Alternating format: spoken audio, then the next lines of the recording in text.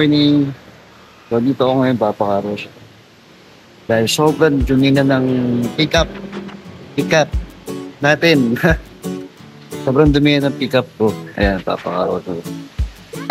Bili tayo ng pagkain para may baon tayo mamaya pagkain. Tapos, ayun, so time check, ano pa lang naman, 8:30 pa lang, maaga pa. Kasi 9 pa lang siya. So, marami pa tayong oras para makabili ng ating babaunin para sa camping natin maya-maya. So, ngayon, car wash pa tayo. Habang naghihintay nga ako matapos ang car wash, nag-iisip na ako kung ano mga dapat bilhin para sa camping namin. Yun, so tapos na tayo magpa-car wash. Ngayon, bili muna tayo ng ating pagkain para tayo ng food para pang camping natin. Natin ko na mabili natin. Balik ka tayo rito sa nag-i-stay na. Tapos, bumili ako ng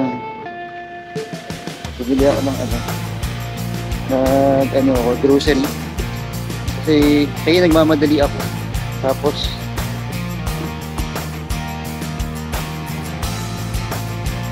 kalimutan ko pang patay para mamaya may mailuli naman tayo. Ayan. Napay, kirya, itlog, tika. So para may makain tayo. Saka nagpa-carwash na rin tayo. Hindi pa naman agad-agad ang alis namin papunta sa pagkakampingan. Kaya habang naghihintay, nagpahinga muna kami rito ng saglit. Syempre, hindi mawawala ang kwentuhan kasama sina Kuya Boy P at Ate Prisha. May konting kulitan at syempre nag-swimming din kami pampalipas oras. Chill muna bago ang totoong adventure.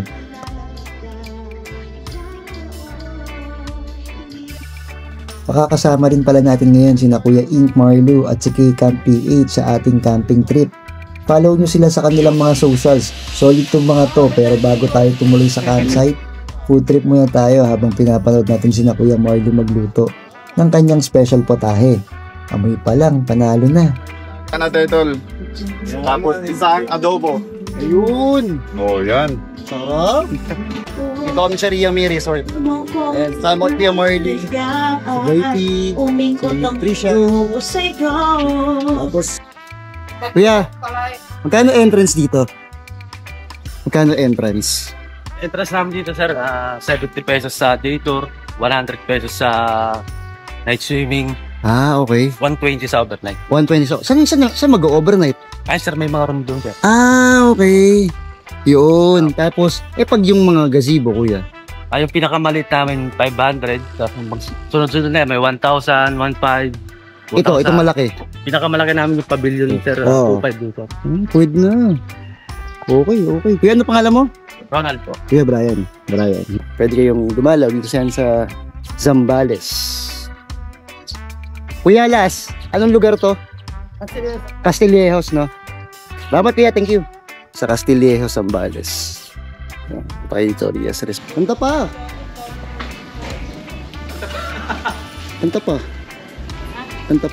Kayo naman.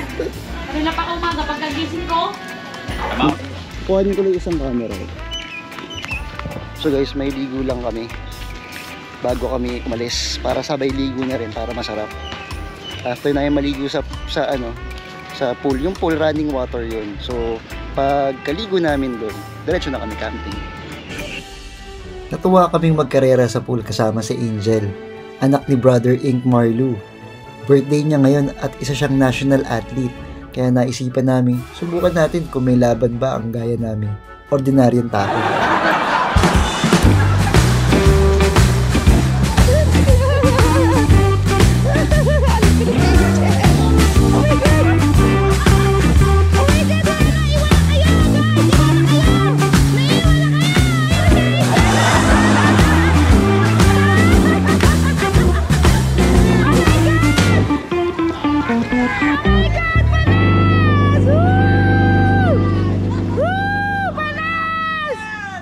Guys, nagkarera kami. Kung nakita nyo, kalahati pa lang ako. Tapos na siya.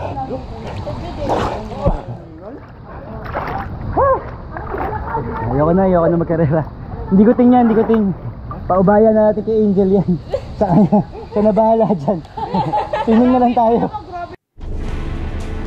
Yun, so guys, tapos na tayo maligo. So, may pupuntahan kaming Rose Spot Camping. Ngayon ko pala makikita, pero bili muna tayo ng bila ko ng sando sa palengke. Bili muna kami nila Ate Prisha, nila Kuya Boy P, tsaka ni Kay Campers na bili muna kami ng damit. Wala akong damit, na ubusan na ako ng damit. So, tara, let's go! So guys, so kami sa palengke ngayon. Ayun nga, bumili lang ako ng shorts tsaka isang t-shirt kasi wala na akong damit eh. Kasama natin syempre si K-Cam. Ayan, K-Cam, si Kuya Boy P tsaka si Ate Prisha nandun si Brother Boy P nasa, nasan sila bro? Bili ng gulay. Pampakulay ng buhay. Ito naka-park. Ayan, San Marcelino, Zambales. Tayo San Marcelino, Zambales. Ganda nung gusto ko lang pakita sa inyo yung ganda. No?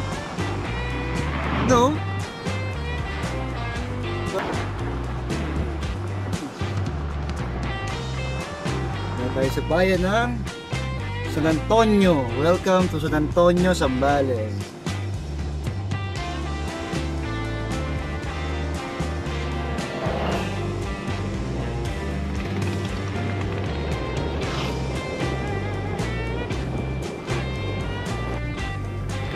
At dumating na nga kami sa coastal road ng San Antonio, Zambales. Dito, chinecheck pa namin kung saan kami pwedeng mag-spot. Kaya tatanong muna kami sa mga lokal dito. Lumusot eh. Ayun na, kuya! Walang daan pa po na doon? Pero pupunta kami ro, wala doon. So dead end yun, dead end. Dead end. Yun lang, dead end. May mapapwesto ako kayo doon. Kami? Diretso lang po kami dyan, paikot. May mga trabador. May mga trabador, magtanong tayo kung tataan. Okay. Doon tayo magtanong. Salamat po. Doon tayo magtanong. So guys, ito kami i-spot. Pwede kami mag-CR doon. Okay? Oo. Doon kasi para may tayo. May shade lang tayo ron na ano mo yun? Mga puno ito. Puno. O para pwede tayo magtago. Nataguan tayo. Salamat kuya, thank you. B, the Zambaleños. Tinulungan din pala ako ni Kuya Boy P na i-deploy yung owning ko. Binigyan niya rin ako ng ilang tips para next time alam na. Kahit mag-isa ako, kaya ko na itong itayo. Siyempre, hindi pa naman tayo expert sa camping, kaya malaking bagay talaga na may gumagabay sa atin. Thankful tayo kay Kuya Boy P. Kasi tutumba to, di ba, kapag ginitawa mo to kasi kukunin mo yun. Oo, tumba. Gagawin mo, i-abante mo to. Tatayo na yan. Okay. Okay. Kukunin mo yan. Kukunin mo. Galing, okay. First time mo datingan ko talaga. Okay, ganun pala siya. Ang nagluluto nga pala ng aming hapunan si Kuya Boy P. Kami naman, mga abangers lang. Bro, ching. Uy, ang ganda na, sarap na oh. Pakita mo naman tong setup. Ito pala setup niya. Ito setup niya. Pagpasensyahan nyo na, minimalist lang ako eh. Minimalist eh. Ayaw niya kasi ng may mga ano. Ayaw niya may abubot. Gusto niya isang upuan lang. Yan na yun. Talo-talo na. Minimalist na naka-ranger. Kaya nga, ako yung minimalist na naka-ranger, guys. Sensya na kayo kasi lahat ng pambili ko ng gamit. Napunta na. Guys, lahat ng pambili niya pala, napunta na sa kotse. Kaya wala nang nabili. Tingin ko.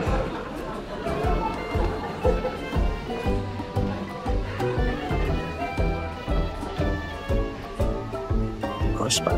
Ang dami rose spot. isuyo lang kami ron. Dito na mabait sila kuya, tapos mukhang safe naman dito. So, actually feel ko naman safe. Hindi ko mga bata, so okay siya. Ito lang. Naghapunan na rin kami, simple lang ang handa, pero sa totoo lang, hindi mo kailangan ng bongga kapag kasama mo ang mga tropa. Yung tawanan, kwentuhan, at katahimikan ng gabi, sapat na yun para maramdaman mong panalo ang araw mo. My way up and I won't stop, I won't slow down.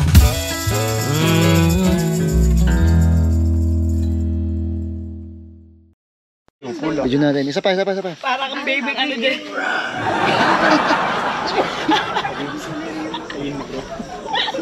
Kaya yung inaidol. So, time check. Aga, 9:36. So, makatulog na ako. Antok na rin ako. So, aga pa 9:36 pero makatulog na kami. Kasi maganda yung weather. Naririnig mo, umuulan. Ayan, nakita niyo. So, matulog na kami.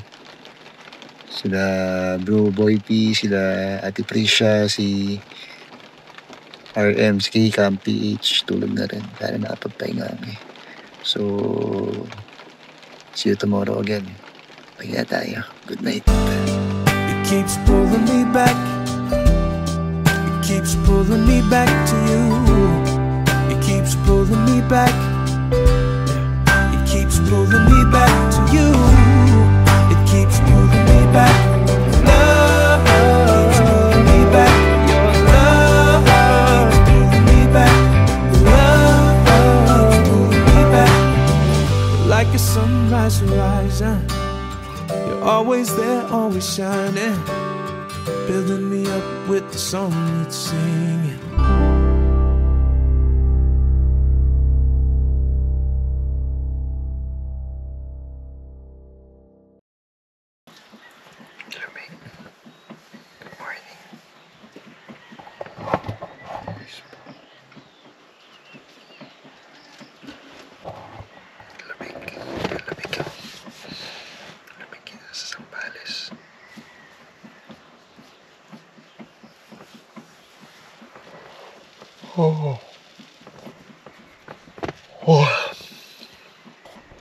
Morning.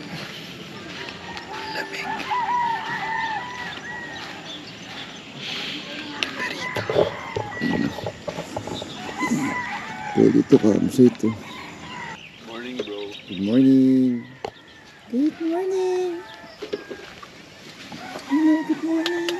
morning po. Morning po. Ikot kami, hotdog. Galing ni Ate Krisha.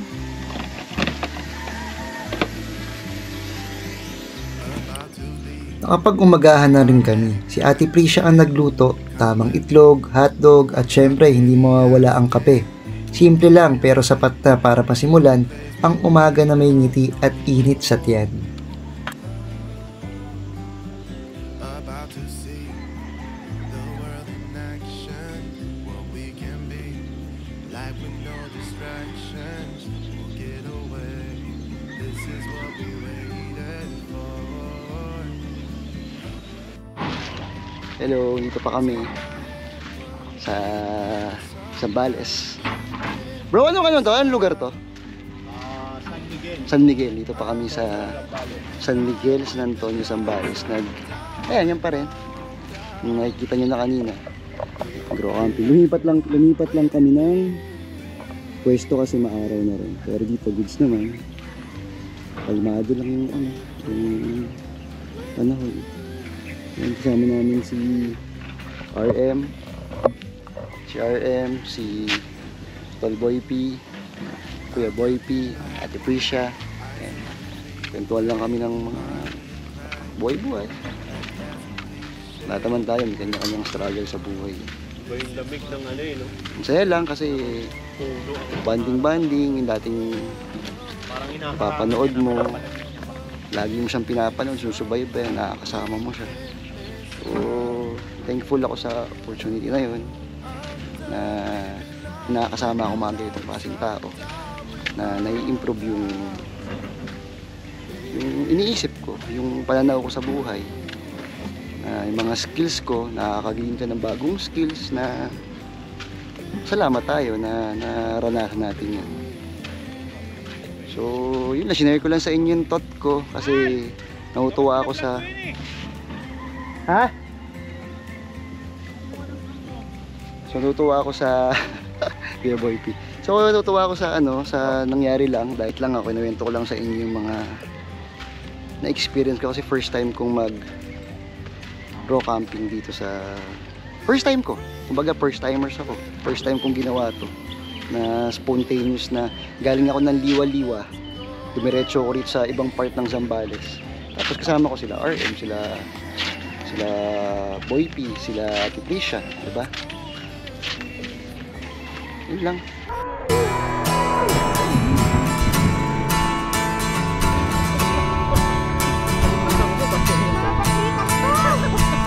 Call me wise boy, plain and simple.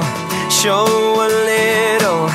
Oh, can't you see who I am? I'm on a tightrope, baby. Step by step, I wonder if only you'd understand. 'Cause my